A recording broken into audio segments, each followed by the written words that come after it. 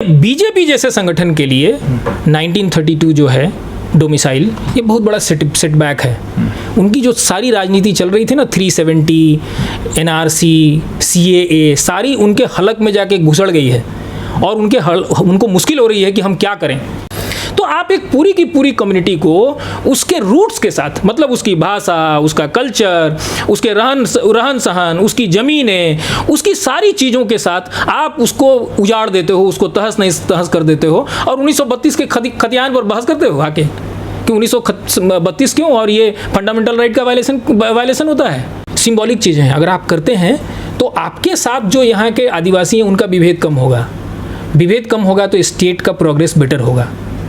इसलिए इस एंगल से कोई नहीं देख रहा है कि 1932 को रिकॉग्नाइज अगर किया जाए और जिनके साथ न्याय हुआ है, अगर उसको थोड़ा बहुत भी ये भरोसा दिलाया जाए कि आपके साथ न्याय हो सकता है, इसलिए हमने ये क्या नाम है खतियानी का जो कानून है वो बना रहे हैं 1932 का, तो जो कन्फ्लिक्ट है बाहर के लोगों के साथ वो कन्फ्लिक्ट कम होगा।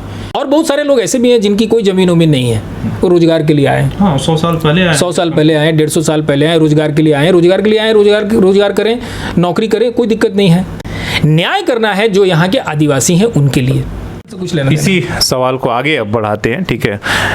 आखिर इस जो खतियानी पहचान की बात हो रही है कि भाई इससे झारखंडियत और झारखंड के लोगों की पहचान होगी, इसके फ़ायदे क्या होंगे? आखिर किस लिए जो ये लंबी लड़ाई, इतने संघर्ष से लोग लड़ रहे हैं, आंदोलन चल रहा है, जब से झारखंड बना है तब से लोगों को, जो यहाँ के लोग हैं वो मांग कर रहे हैं, ठीक है। तो उससे फ़ायदे क्या होने हैं? अंततः हमें तो जो दिख रहा है नौकरी कि नौकरी के लिए और रोजगार के लिए, तो आपको क्या दिख रहा है कि आखिर किसके क्या फ़ायदे हैं? क्यों, मतलब जो झारखंड के लोग ये चाहते हैं कि ये चीज़ें हो ताकि हमारी झारखंडियत की पहचान हो। देखिए, पहले हम आपके इस सवाल में एक सवाल हम जोड़ देते हैं, जो बहुत सारे इस बात को कह रहे हैं बहुत सारे लोग कि फंडामेंटल राइट का वायलेशन है ना, कि आप जैसे संविधान में लिखा हुआ है कि प्लेस ऑफ बर्थ के हिसाब से आप डिस्क्रिमिनेट नहीं कर सकते हैं। तो आपने ये जो डोमिसाइल की पॉलिसी आप लेके आए हैं ये डिस्क्रिमिनेटरी है। तो पहले मैं आपको 3 शब्द का मतलब बताता हूँ और फिर आपको बताता हूँ कि इसकी ज़रूरत क्यों है और इसका फ़ायदा क्या है। पहला शब्द है जो संविधान में है, वो है प्लेस ऑफ बर्थ। जैसे मेरा जन्म जमशेदपुर में हुआ तो मेरा प्लेस ऑफ बर्थ जमशेदपुर हुआ। दूसरा शब्द है रेसिडेंस। रेसिडेंस आपका टेम्पररी भी हो सकता है, परमानेंट भी हो सकता है। जैसे मेरे पास 2 रेसिडेंस हैं। मैं जमशेदपुर में प्रैक्टिस करता हूँ क्योंकि मैं रांची हाई कोर्ट में भी जाता हूँ प्रैक्टिस करने, और मैं कलकत्ता हाई कोर्ट का मेंबर हूँ, वहाँ प्रैक्टिस करता हूँ। तो मेरा 2 रेसिडेंस है, एक जमशेदपुर है, एक कलकत्ता। तो ये आप इसको टेम्पररी कह लीजिए, परमानेंट मेरा तो कुछ परमानेंट है नहीं, सब टेम्पररी ही है। तो मेरे पास 2 टेम्पररी रेसिडेंस है, एक जमशेदपुर का रेसिडेंस है, एक कलकत्ता का रेसिडेंस है। फ़र्क समझिए, प्लेस ऑफ बर्थ से रेसिडेंस का कुछ मतलब नहीं है। प्लेस ऑफ बर्थ मेरा जमशेदपुर है, मेरा टेम्पररी रेसिडेंस कलकत्ता में है क्योंकि मैं कलकत्ता हाई कोर्ट में प्रैक्टिस करता हूँ, करेक्ट। अब तीसरा जो शब्द है वो सबसे इंपॉर्टेंट है, डोमिसाइल। डोमिसाइल का प्लेस ऑफ बर्थ से और रेसिडेंस से कुछ लेना देना नहीं है। डोमिसाइल एक लीगल टर्मिनोलॉजी है। डोमिसाइल का मतलब होता है civil right. Place of birth का मतलब सिविल राइट नहीं होता है, रेसिडेंस का मतलब सिविल राइट नहीं होता है, डोमिसाइल का मतलब होता है सिविल राइट। डोमिसाइल एक लीगल कॉन्सेप्ट है। डोमिसाइल का मतलब होता है कि मेरा जहाँ मैं रहता हूँ वहाँ के एम्बियंस, तो एम्बियंस में क्या क्या आता है? लैंड आएगा सबसे पहले, मैं जहाँ रहता हूँ वहाँ लैंड आएगा। लैंड है तो समझिए कि कोई क्षेत्र होगा, जैसे गांव है, गांव से बड़ा कोई जिला हो सकता है, प्रखंड हो सकता है ना। तो ये जो लैंड रिलेशनशिप है, अब मैं थोड़ा सा पीछे जाऊं कि डोमिसाइल का मतलब क्या है। डोमिसाइल का मतलब एक आदमी जिसकी कोई ज़मीन है किसी क्षेत्र में, किसी इलाके में, किसी गांव में, किसी ज़िले में, किसी कस्बे में, और उस इलाके का महत्व क्यों है या उस ज़मीन का महत्व क्यों है, उस आदमी के साथ क्या रिश्ता है, क्योंकि उस एम्बियंस में उसका एक कल्चर है। So it is a question of identity first, try to understand. पहले बात ये समझिए कि डोमिसाइल का मतलब, सबसे जो उसका पहला मतलब है कि it is related with the identity of that person. तो मैं यही कहता हूँ कि 1932 या 1908 कोई भी सर्वे जब आप पीछे करते हैं वो इसलिए करते हैं, या इसलिए करना पड़ेगा आपको, कि डिस्प्यूट्स बहुत हैं, ज़मीन का एलियनेशन हुआ, उनकी आइडेंटिटी क्राइसिस हुई, उनकी भाषा का विकास नहीं हुआ, उनका जो कल्चर था, उनकी जो अस्मिता थी, जिस तरीके से वो जीते थे, वो आपने बर्बाद कर दिया। आपने शहर बना दिए उनकी ज़मीनों पर, आपने कॉस्मोपॉलिटन शहर बनाए, आपने बाहर के लोगों को ला दिया।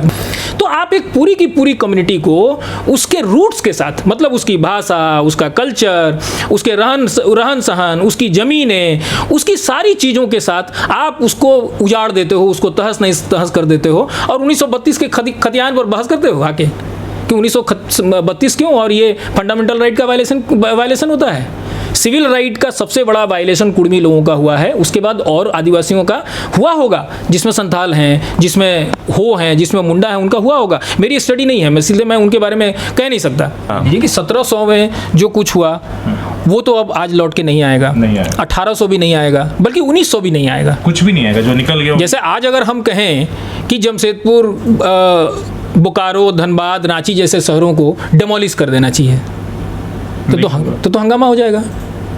नहीं और आसान भी नहीं है। कोई सरकार ऐसी नहीं है, कोई भी सरकार, हम कल्पना नहीं कर सकते कि कोई सरकार आएगी कहेगी कि नहीं साहब, 3.5 करोड़ 3.5 करोड़ आबादी है, 1.5 करोड़ हो सकता है कि आबादी। हाँ, और बहुत सारे लोग ऐसे भी हैं जिनकी कोई जमीन उमीन नहीं है, वो रोजगार के लिए आए। हाँ, 100 साल पहले आए, 100 साल पहले आए, 150 साल पहले आए, रोजगार के लिए आए, रोजगार करें, नौकरी करें, कोई दिक्कत नहीं है। उनका अगर जमीन के साथ कन्फ्लिक्ट नहीं होता है, मतलब if they do not claim on the land of the tribals, then there is no problem. कोई किसी को हटा नहीं सकता है, क्योंकि मैंने आपको बताया आर्टिकल 19 में है कि आप कहीं भी बस सकते हैं, तो आपको तो कोई हटा नहीं सकता है। कोई हटा भी नहीं रहा। किसने कहा हटाने के लिए? किसी ने कहा, बेसरा जी ने कहा कि मेरे पास 1964 का संविधान है, सॉरी खतियान है, तो उनको किसी ने इससे पहले कहा कि बेसरा जी आपको जाना पड़ेगा क्योंकि आपके पास 1964 का खतियान है, उसके पहले का नहीं है? किसी ने तो नहीं कहा, किसी को नहीं कहा। तो आप किसके लिए न्याय करना है, ये महत्वपूर्ण बात है। हमको बेसरा जी के लिए नहीं न्याय करना। सालखन मुर्मू जो आए हैं, क्या नाम है, उड़ीसा से, हमको उनके लिए न्याय करना है, मेरे लिए न्याय करना है क्या? मैं तो यहाँ का हूँ ही नहीं, मैं तो इलाहाबाद का हूँ या बिहार का हूँ। मेरे लिए न्याय करना है, आपके लिए न्याय करना है? नहीं करना है। न्याय करना है जो यहाँ के आदिवासी हैं उनके लिए। तो कितना न्याय करेंगे? हिंदुस्तान के कानून और संविधान में व्यवस्था, उसका स्कोप जो है, न्याय करने का स्कोप बहुत लिमिटेड है। और अब तो जुडिशरी इतनी ख़राब हो गई है, इतनी बेईमान हो गई है कि, और पॉलिटिकल इन्फ्लुएंस इतना है कि आधे जजेस जो हैं वो प्रधानमंत्री बनवाता है सुप्रीम कोर्ट में। तो आप अब तो उम्मीद भी नहीं कर सकते हैं कि बहुत आप न्याय कर सकते हैं। ये न्याय के सिंबल्स हैं। 1932 इज़ अ सिंबल। आप न्याय कर नहीं सकते हैं। जो महतो लोगों, कुड़मी लोगों के साथ या संथालियों के साथ या दूसरे आदिवासियों के साथ झारखंड में जितने बड़े पैमाने पर अन्याय हुआ है, जितना बड़ा अन्याय हुआ है, आप उसको कभी भी उसके साथ न्याय नहीं कर सकते। ये नेक्स्ट टू इम्पॉसिबल है। तो ये सिंबॉलिक चीज़ें हैं। 1930 समझिए, सिंबॉलिक चीज़ें हैं। अगर आप करते हैं तो आपके साथ जो यहाँ के आदिवासी हैं उनका विभेद कम होगा। विभेद कम होगा तो स्टेट का प्रोग्रेस बेटर होगा। इसलिए इस एंगल से कोई नहीं देख रहा है कि 1932 को रिकॉग्नाइज अगर किया जाए और जिनके साथ न्याय हुआ है, अगर उसको थोड़ा बहुत भी ये भरोसा दिलाया जाए कि आपके साथ न्याय हो सकता है, इसलिए हमने ये क्या नाम है, खतियानी का जो कानून है वो बना रहे हैं 1932 का, तो जो कन्फ्लिक्ट है बाहर के लोगों के साथ, वो कन्फ्लिक्ट कम होगा। कन्फ्लिक्ट कम होगा तो आप एक सामूहिक निर्णय ले सकते हैं। झारखंड में आप एक कोई भी एक पॉलिसी आप बना सकते हैं जिसमें यहाँ रहने वाले 3.5 करोड़ को एक साथ लेके कोई पॉलिसी बनाई जा सकती है? बना सकते हैं? नहीं बना सकते हैं। क्यों नहीं बना सकते हैं? Because of conflict, because of contradictions. इतने बड़े पैमाने पर कॉन्ट्राडिक्शंस हैं, इतने छोटे छोटे समूहों का आपस में कॉन्ट्राडिक्शन है। का अलग समस्या है, संथाल का अलग है, वहाँ कोई और है। मधुपोला जी ने कहा कि आग लग जाएगी। काहे आग लग जाएगी भाई? आप तो यहीं के हो, आपको 1964 से क्या लेना देना है? आप तो 1964 में नहीं पैदा हुए ना। आपके जो पूर्वज थे वो तो आज के नहीं हैं, वो तो सैकड़ों साल से यहाँ रह रहे हैं। तो आपको 1932 और 1964 से क्या लेना देना? This is the problem in the mind. लोगों को समझ नहीं है, डोमिसाइल के मतलब का समझ नहीं है। और डोमिसाइल को कभी कुछ हद तक, जैसे मैंने कहा, फिर से मैं कहता हूँ, डोमिसाइल इज एन आइडेंटिटी। सरकार के समझाना चाहिए, कल्चरल आइडेंटिटी, माई कल्चरल आइडेंटिटी। और ये जो ये क्या नाम है, जो बैकवर्डनेस है, आर्थिक और शैक्षणिक जो बैकवर्डनेस है, उसके आधार पे राज्य को संचालित करने का आपको फेडरलिज्म जो है पावर देता है। Because domicile has nothing to do with place of birth, domicile has nothing to do with place of residence, right? Because domicile is basically signifying the cultural identity of the person. Cultural identity of a community, that is domicile. देखिए, मैं आपको एक दो बात साफ साफ कहना चाहता हूँ कि ये 1932 का जो कानून, मतलब डोमिसाइल का कानून ये बना रहे हैं, इनको बनाना पड़ा और बनाना पड़ेगा। अभी बन गया ऐसा नहीं है, इनको बनाना पड़ेगा दिस वे और दैट वे। इनके पास कोई स्कोप नहीं है, चाहे इनका इंटेंशन सही हो या नहीं हो। क्लियर हो गया? ये जेएमएम और कांग्रेस के बारे में मैं बता रहा हूँ कि उनका इंटेंशन चाहे अच्छा हो या बुरा हो, उनको बनाना पड़ेगा, उनके पास रास्ता नहीं है। करेक्ट। और बीजेपी जैसे संगठन के लिए 1932 जो है डोमिसाइल, ये बहुत बड़ा सेटबैक है। उनकी जो सारी राजनीति चल रही थी ना, 370, एनआरसी, सीएए, सारी उनके हलक में जाके घुसड़ गई है और उनको मुश्किल हो रही है कि हम क्या करें। उनके किसी भी बड़े नेता का कोई बयान इस पे नहीं आया है, समझ गए? तो मैं मानता हूं कि रॉन्गली और rightly an action step has been taken by the state government and they will have to conclude it. Conclude नहीं करेंगे तो हम लोग हैं फिर उसको कंक्लूड कराने के लिए, हम छोड़ेंगे थोड़े। चलिए, बहुत बहुत धन्यवाद। तो आप एक कानूनी राय और तमाम उसके संदर्भ में और भी बाकी बातों को आपने सुना और समझा, और हमारी कोशिश है कि इस तरीके से जो पॉलिटिकल लोग हों या सामाजिक लोग हों, उनकी भी विचार आने चाहिए, ताकि जितना तर्क और वितर्क होगा, हो सकता है रास्ता उतना और आपकी भी सोच में क्लियरिटी होगी। तो अपने सहयोगी शिशरामूर्ति के साथ मैं शशि भूषण, सोशल संवाद न्यूज़ झारखंड। धन्यवाद।